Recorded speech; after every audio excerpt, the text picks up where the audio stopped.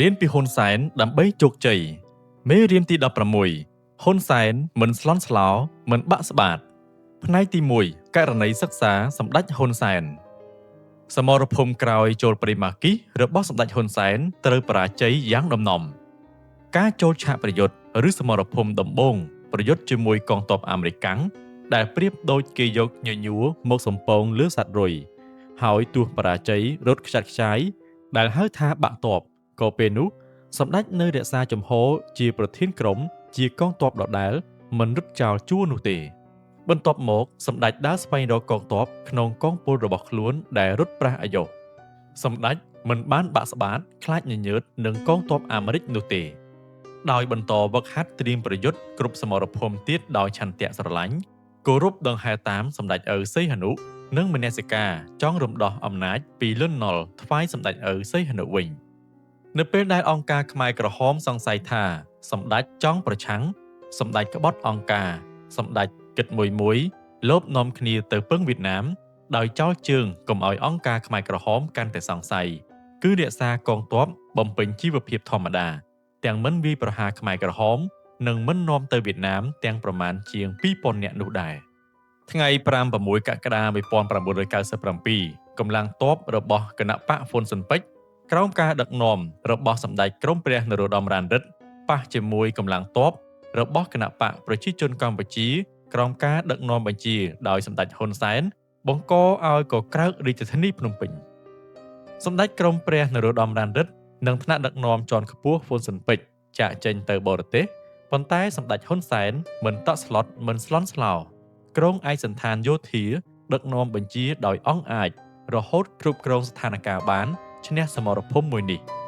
តែការកត់សម្គាល់ទោះឈ្នះក្តីក៏សម្ដេចមិនបានយកតំណែងនាយករដ្ឋមន្ត្រីទី1ដែលជាកូតារបស់សម្ដេចក្រមព្រះនៃគណបក្សហ្វុនស៊ិនប៉ិចដែរដោយពេលនោះគណបក្សហ្វុនស៊ិនប៉ិចជ្រើសរើសលោកអ៊ឹងហួតធ្វើជានាយករដ្ឋមន្ត្រីទី1សម្ដេចហ៊ុនសែននៅតែជានាយករដ្ឋមន្ត្រីទី2ដដែល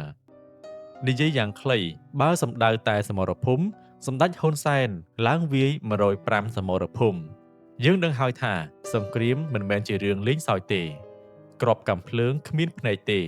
ជាការពិតសមរភូមិប្រយុទ្ធតែងតែមានឈ្នះមានចាញ់ប៉ុន្តែសម្ដេចលោកមិនស្លន់ស្លោលោកមិនបាក់ស្បាតក្នុងសមរភូមិណាមួយនោះឡើយលោកមានស្មារតីរឹងមាំជំហរមិនទន់ជ្រាយដើម្បីគោលដៅច្បាស់លាស់របស់លោកខាងមុខក្នុងដំណើរទស្សនកិច្ចទៅកាន់ប្រទេសកូរ៉េក្នុងគ្រាផ្ទុះវីរុសកូវីដ -19 សម្ដេចហ៊ុនសែនថ្លែងទៅកាន់និស្សិតប្រជាពលរដ្ឋរស់នៅកូរ៉េពលករបម្រើការងារក្នុងប្រទេសកូរ៉េនាថ្ងៃទី3 ខែកុម្ភៈឆ្នាំ2020ថាគ្រាន់តែផ្ដាំផ្ញើថាបើមានរឿងអ្វីកើតឡើងក៏សូមកុំស្លន់ស្លោប្រជាជនកូរ៉េគេរស់នៅបានយ៉ាងម៉េចរស់នៅជាមួយគេអញ្ចឹងទៅនិយោជិកដែលមកទីនេះក៏ដូចជានាយកថៅកែរោងចក្រគេមានការទទួលខុសត្រូវរបស់គេរដ្ឋាភិបាលរបស់គេមានការទទួលខុសត្រូវរបស់គេហើយ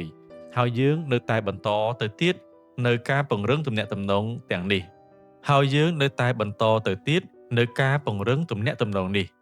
មុនពេលទៅកាន់ប្រទេសកូរ៉េសម្ដេចក៏បានថ្លែងសារទៅកាន់ពលរដ្ឋខ្មែរនិងបើកឲ្យអ្នកសារព័ត៌មានសួរសំណួរផ្សេងជំវិញការរកឃើញជនជាតិចិននាំវីរុសកូវីដ -19 មកពីទីក្រុងវូហានប្រទេសចិនថាជំងឺពិតប្រាកដរបស់ប្រជាជនខ្មែរមិនមែនវីរុសកូវីដ -19 ទេគឺជំងឺភ័យខ្លាចផ្នែកទី2ទស្សនៈសិក្សានៅពេលបញ្ហាកើតឡើងចំពោះមុខមនុស្សម្នាក់តែមានសេចក្តីព្រួយតាមកម្រិតទំហំសេចក្តីទុក្ខនោះតែបើយើងបណ្ដោយវាបញ្ហានោះវានឹងសង្កត់លើយើងដូចភ្នំជាមិនខាននៅពេលប្រឈមជាមួយវាយើងក៏បីធ្វើចិត្តឲ្យស្ងប់គ្រប់គ្រងអារម្មណ៍ឲ្យរឹងមាំកុំឲ្យច្របូកច្របល់កុំត្រហេបត្រហប់កុំតក់ស្លុតកុំឆ្លេឆ្លាខ្ញុំយល់ថាយើងមិនត្រូវតក់ក្រហល់ពេកក្នុងការជំនះឬដោះស្រាយភ្លាមនោះដែរកិច្ចការសំខាន់ត្រូវបែងចែកឲ្យច្បាស់ថានរណាជាចៅនរណាជាប៉ូលីសតើយើងចង់ធ្វើចៅឬចង់ធ្វើប៉ូលីសខ្ញុំមើលរឿងចិនហុងកុងថ្ងៃទី11 ខែមីនាឆ្នាំ2020ត្រង់តួឯកស្រីប្រុសកំពុងប្រយុទ្ធជាមួយសត្រូវធ្វើបែបនេះហៅថាអន្ទះអន្តែងប្រញាប់ប្រញាប់អ្នកគិតទៅមើលបើកាលណាធ្វើអ្វីមួយដោយអន្ទះសារតក់ក្រហល់សួរថាមានវិធីសាស្ត្រល្អ មានប្រសិទ្ធភាពមកដោះដែរទេច្បាស់ជាឆ្លើយថាអត់មានទេព្រោះពុំបានប្រើគំនិតគិតរិះរោគមធ្យោបាយត្រឹមត្រូវដោះទាំងទៅទាំងទិសការដោះយើងគង់តែដោះតែត្រូវគិតឲ្យច្បាស់សិនថាជាបញ្ហាអ្វីហើយវាកើតឡើងដោយរបៀបណាដោយមូលហេតុអ្វីខ្លះអ្នកណាពាក់ព័ន្ធនឹងបញ្ហានេះខ្លះអ្នកណាអាចចូលរួមដោះស្រាយបញ្ហានេះបានខ្លះគួរប្រើវិធីអ្វីដោះវាប្រសិនបើប្រើវិធីគ្រប់បែបយ៉ាងហើយនៅតែដោះមិនចេញនៅតែមិនជោគជ័យបែរជាបរាជ័យវិញនោះចូលកំអាលបាក់ទឹកចិត្តចូលកំអាលបាក់ស្មារតីបើយើងធ្វើអ្វីដោយសង្ឃឹមថាជោគជ័យតែបែរជាបរាជ័យវិញអ្នកក៏មិនត្រូវស្រងាក់ចិត្តតូចចិត្តខូចអារម្មណ៍ធ្លាក់ទឹកចិត្តបាក់ស្បាតឡើយយើងត្រូវគិតថាជោគជ័យម្ដងមិនដឹងឆ្លងកាត់បរាជ័យប៉ុន្មានដងទេធ្វើភ្លាមមិនប្រកាសថាជោគជ័យភ្លាមទេចូលកុំទន់ជ្រាយចូលរឹងពឹងផ្ទុយទៅវិញការមិនព្រមចាប់ផ្ដើមធ្វើទេទើបជាការបរាជ័យយ៉ាងដំណំរបស់ជីវិត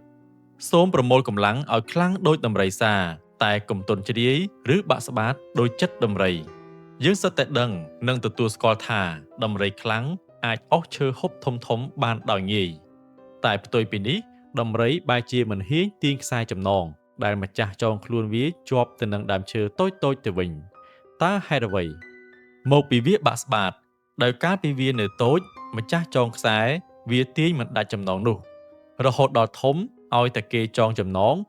ពេលវាទាញខ្សែតឹងវាឈប់ទាញតទៅទៀតព្រោះធ្លាប់ស៊ាំនឹងបាក់ស្បាតកាលពីតូចទាញមិនដាច់គិតថាធំឡើងក៏ទាញមិនដាច់ដែរអញ្ចឹងទៅភាពស្លន់ស្លោខ្លះកើតពីការភ័យខ្លាចភាពស្លន់ស្លោខ្លះកើតពីកំហឹងដែលនាំឲ្យឆេវឆាវពាក្យចាស់ពោលថាកុំយកកំហឹងទល់កំហល់ខឹងខុសខឹងខាតខ4ខឹងគេស្មើដុតរោលខ្លួនឯងបុគ្គលដែលទូមានខ្លួនបានជាបុគ្គលកម្រចូលគ្រប់គ្រងកំហឹងគ្រប់គ្រងអារម្មណ៍គ្រប់គ្រងខ្លួនឲ្យបានគ្រប់គ្រងទាំងអស់នេះបានបុគ្គលនឹងមិនស្លន់ស្លោមិនបាក់ស្បាតគ្រប់កលៈទេសៈ